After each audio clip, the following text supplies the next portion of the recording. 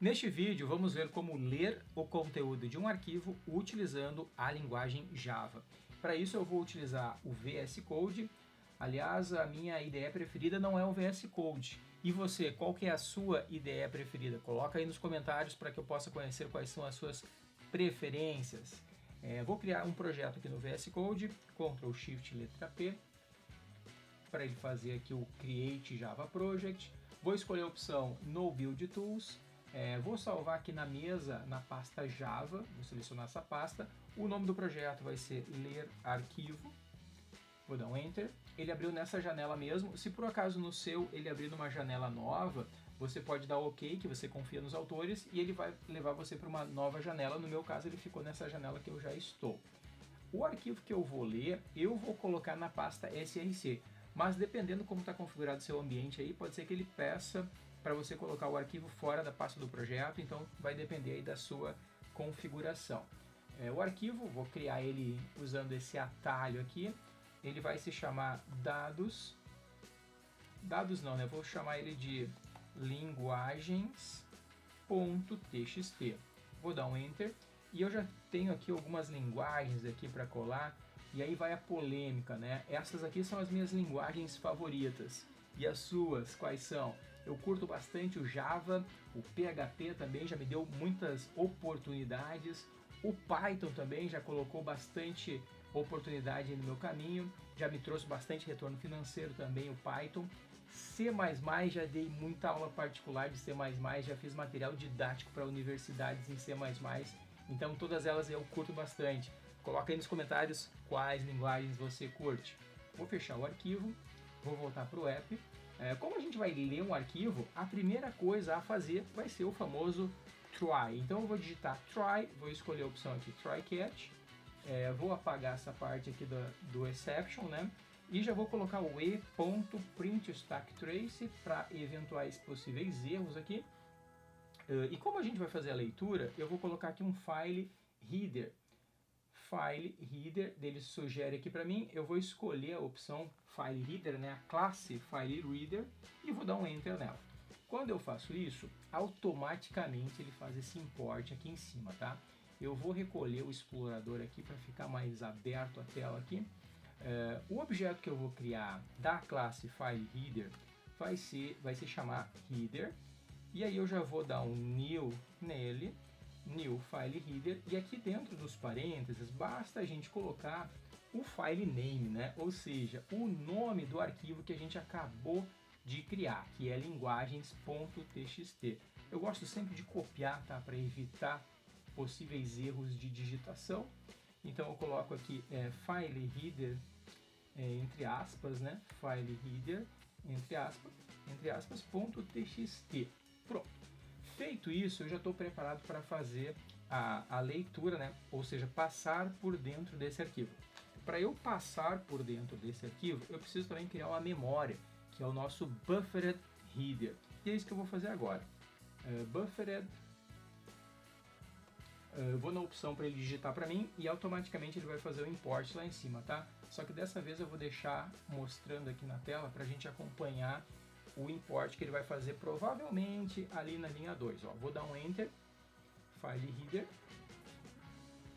e ele fez ali em cima, ele fez antes, né? Ele fez lá na linha 1, ele fez o import aqui em cima. Eu vou apagar e vou fazer de novo, tá? Só pra gente acompanhar. Buffered Reader, e vou dar um Enter. Agora a gente conseguiu ver, né? Então ele fez o import aqui em cima na linha 1, certo? E a variável que a gente vai criar vai se chamar leitor. Ou vamos chamar de buffer, né, para ficar tudo no inglês, né? Buffer, e vou dar um new já também nessa variável, então eu coloco aqui sinal de igual, new buffered header, e dentro do parênteses do buffered header eu coloco a variável que eu fiz na linha de cima. Ele já sabe disso, já fez pra gente ali, né? Ou seja, dentro dos parênteses do buffered header ele colocou a variável header lá de cima. E se eu já pedir para fazer a impressão do nosso buffer.readline, ele já vai fazer a impressão da primeira linha, né, do conteúdo da primeira linha do meu arquivo. Deixa eu dar um play aqui para ver. Então ele já imprimiu aqui a primeira linguagem que ele achou lá dentro do nosso arquivo, sinal de que funcionou, né? Só que normalmente a gente quer ler o arquivo completo, né? Então a gente precisa colocar o próximo comando, né? Ou seja, a próxima coisa que a gente quer fazer para que ele possa completar a leitura do arquivo, né? Ler todo o arquivo. Para isso, deixa eu fechar o terminal aqui. Para isso eu vou fazer aqui um laço de repetição. Pode ser um laço bem simples mesmo, ou seja, while true. E dentro do meu laço de repetição, eu vou colocar esse comando aí de systemout.println e vou fazer esse comando aqui, só vou fazer separado, tá? Eu vou colocar esse comando, atribuir ele a uma string, né? Deixa eu criar uma string aqui em cima, que eu vou chamar de line, string line, e aí eu coloco assim, ó, line, sinal de igual, buffer.readline. E aí no println eu vou colocar a nossa variável line, perfeito? E aí eu posso perguntar se a minha variável line está nula, aí eu posso fazer o laço ser interrompido. Posso, por exemplo, fazer assim, ó, if line igual a null, eu posso dar um break depois desse if aqui. Assim é um jeito de garantir que ele vai ler todo o conteúdo do nosso arquivo, né?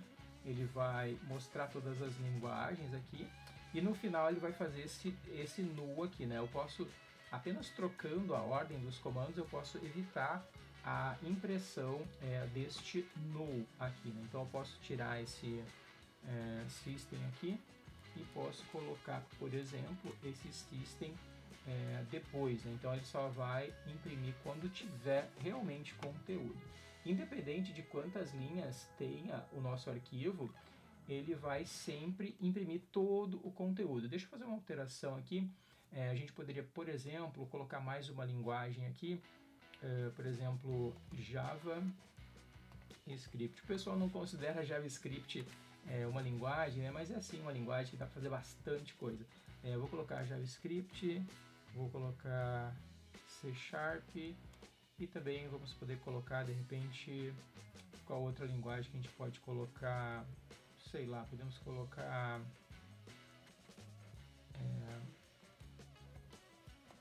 Visual Basic, podemos colocar também C, podemos colocar também Lua. Quero completar 10, tá? Quero fazer 10 linguagens aqui.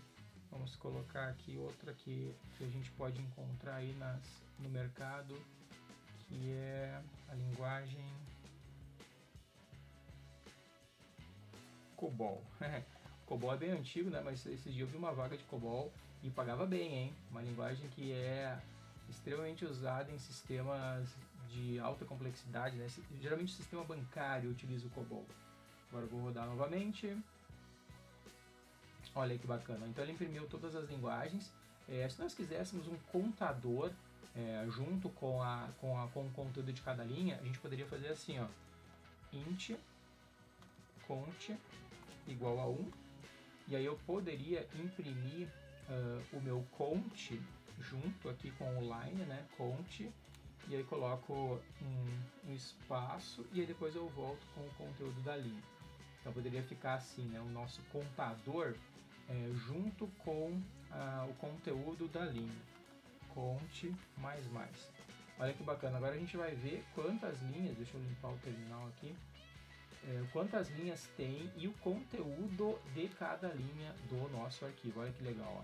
Então ele mostrou ali linha 1 Java e foi fazendo até a linha 10, né, COBOL, certo? Então com esse exemplo aí você já consegue fazer a leitura de arquivos texto na linguagem de programação Java. Eu espero que você estude bastante e tenha bastante sucesso e êxito nos seus estudos da linguagem de programação Java. E para mais dicas de como ler arquivos binários, como salvar arquivos binários, ou seja, salvar objetos diretamente em arquivos binários, eu recomendo o meu curso na Udemy, o curso Java Fundamentos e Práticas, que vai trazer desde criação de variáveis, tipos, criação de classes, gravação em arquivos e bancos de dados. Eu desejo bons estudos para você e muito obrigado por assistir esse vídeo. Até o próximo!